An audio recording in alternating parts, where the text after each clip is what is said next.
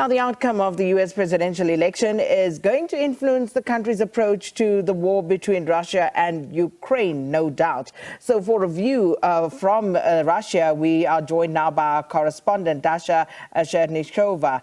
Dasha, good morning. So I would imagine that Moscow has been keeping, quite a beady eye on the developments in the U.S. elections because it would have implications for Moscow. So how has the news of the leaderboard so far been received out there?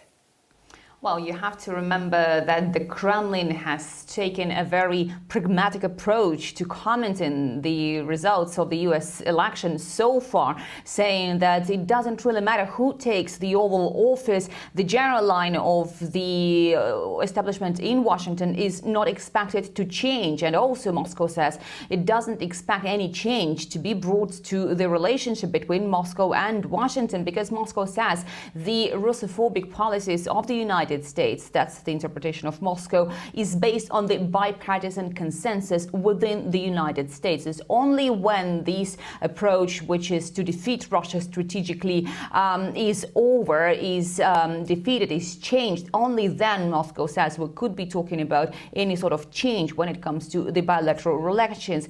Having said that, keep in mind that there have been completely different positions taken by the U.S. presidential candidates, Kamala Harris and Donald Trump, when it comes to the conflict in Ukraine. And Moscow has said that indeed the approach of Kamala Harris is expected to be more predictable because Moscow already knows the course of the Democratic administration. So it is expected to be the continuation of the ongoing course that has been taken by Joe Biden's administration. When it comes to Donald Trump, he did say that he could end the conflict in Ukraine in just a matter of days. With that in mind, Moscow has said there is no magic wand, and there are very low expectations to whether the conflict could be over in a matter of days or hours, as Donald Trump has suggested. So Moscow is taking a very pragmatic, a very calm approach until they actually hear the final results of this vote.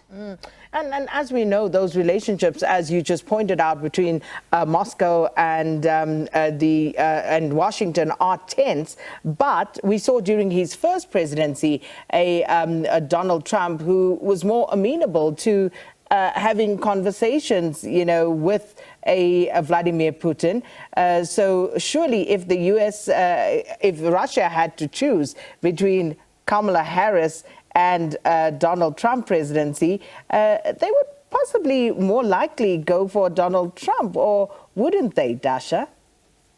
Well, that's really difficult to say, because under the first presidency of Donald Trump, indeed, there was some expectation that the ties would normalize. But very quickly, it turned out that his administration slapped most of the sanctions against Russia. And Russia does remember that. And that was the turning moment, perhaps, especially for the Russian people who have been watching this relationship unfold. They have lost hope that any administration in the U.S. could actually bring about change. Remember, in one of the interviews, President Vladimir Putin said that some of the U.S. presidents come to office with good ideas, but then the men in black suits come and say how the real course of affairs is working. So this is the explanation of the Russian president, of course. But nevertheless, in Moscow, it is understood that it is the bipartisan consensus in the U.S. that is not allowing for these ties to normalize. At the same time, what Moscow is saying, that it is ready to resume dialogue. It wants to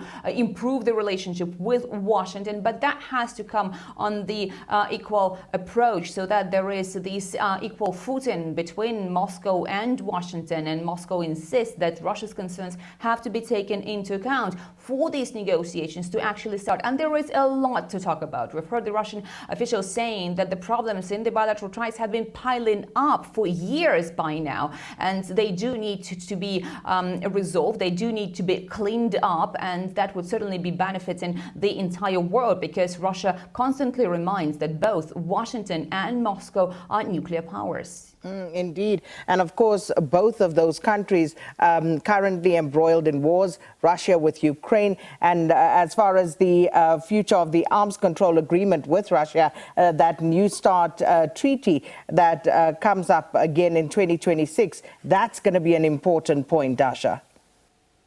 That's right, and this is what Moscow is saying, that needs to be resolved, but for that there has to be the equal basis for both countries. Moscow has said that at this point it is impossible to hold strategic negotiations with the United States simply because of the approach that is to defeat Russia strategically, in the words of the Russian officials. Therefore, Moscow says those negotiations, this dialogue could resume only when the approach of the US administration changes. The big question is when that's going to change, because no analyst could actually predict when these points to which the escalation will be going only up and up could come, and until what moment the two countries will be willing to continue this escalatory path. But one way or another, we are hearing from Moscow that should there be signals from Washington, Moscow is ready. But probably Washington would be also looking for the signals from the Russian capital. Well, we'll have to leave it there for now. Thanks so much, Dasha. And that's our correspondent in Russia, Dasha Chernyshova, speaking to us about the expectations and also what the Moscow would be thinking about these latest developments in the United States.